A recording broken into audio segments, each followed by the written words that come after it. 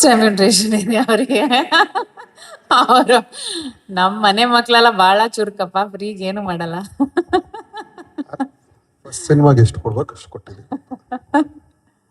ಅದರೊಟ್ಟಿಗೆ ಹೆಚ್ಚಿಗೆ 2-3 ಪ್ರೀತಿ, so much love, affection, hugs, kisses, everything goes with that. So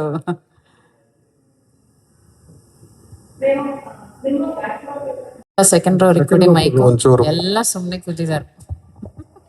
ಅವರೊಬ್ಬರೇ ಕೇಳಿರೋದು. ನಿಮಗೇನು ಇಲ್ವಾ ಕೇಳಕ್ಕೆ? ಹುಡುಗಿರು ಸೈಲೆಂಟ್ ಆಗಿ ಕೂರಬಾರ್ದು. ಅಲ್ಲ ಕೊಡು ರೈಟ್. ಅವ್ರು ಕೇಳ್ತಾನೆ ಚಿಟ್ಚಾಟ ಸಿಗ್ಬೇಕಲ್ಲ.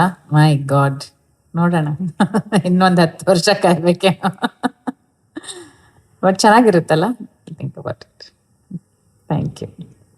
ಆಫ್ ಆಗಿದೆ, ಆಫ್ ಆಗಿದೆ, ಆನ್ ಮಾಡ್ಬಿಡೋಣ. ನಿತಿನ್ ಆಫ್ ಆಗಿದೆ ನೋಡು ಅದು ಮೈಕ್.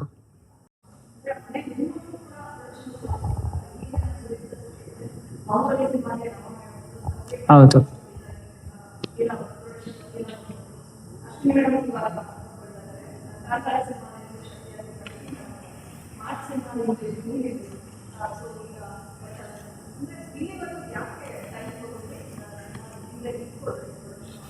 ನನಗಿದು ಫಸ್ಟ್ ಆಫ್ ಆಲ್ ಫಿಲ್ಮ್ ಇಂಡಸ್ಟ್ರಿಯಲ್ಲಿ ಇಂಟ್ರೆಸ್ಟ್ ಇರಲಿಲ್ಲ.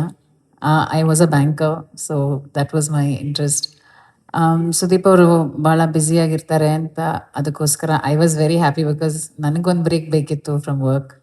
So I domesticated myself. I like to be home with, of course, raising Sanvi was my biggest priority. Now Sanvi's grown up. She's a woman of her own. ಅವಳಿಗೆ she's independent. ಹಾಗಾಗಿ ಈಗ time ಇದೆ, ನನಗೆ ಹೆಚ್ಚು ಗಮನನೂ ಸೆಳೆಸ್ಬೋದು. I can put in a lot more time into whatever I want to do.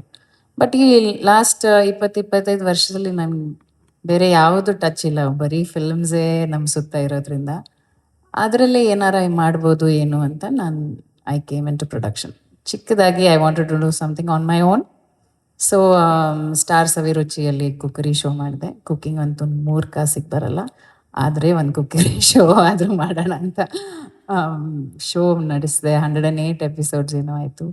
ಖುಷಿ ಆಯಿತು. ಹಂಗಾಗಿ ನನ್ನ ನೆಕ್ಸ್ಟ್ ಕನಸು ಏನಿದ್ದಿದ್ದು ಅಂದರೆ ಹೊಸ ಹೊಸ ಟ್ಯಾಲೆಂಟ್ಸ್ಗೆ. ಯಾಕಂದರೆ ಮನೆಯಲ್ಲೇ ಎಷ್ಟು ಮಕ್ಕಳು ಬೆಳೀತಾ ಇದ್ದಾರೆ, ಅದನ್ನೆಲ್ಲ ನೋಡಿ ಹೊರಗಡೆ ಎಷ್ಟು ಜನ.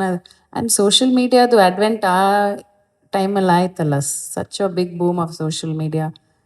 ಏನು ಪ್ರತಿದಿನ you can see such small children have such talents, my god. And ನಮ್ಮ ಶೋಸಲ್ಲೆಲ್ಲ ನೋಡ್ತಾ ಇರ್ತೀವಿ. ಸೊ ನನಗೂ ಅನಿಸ್ತು ಹೊಸಬ್ರಿಗೆ ಒಂದು ದಾರಿ, ಒಂದು ಅವಕಾಶ ಮಾಡಿಕೊಡೋಕ್ಕೆ ನಂದು ಒಂದು ಪ್ಲ್ಯಾಟ್ಫಾರ್ಮ್ ಇರಲಿ ಅಂತ.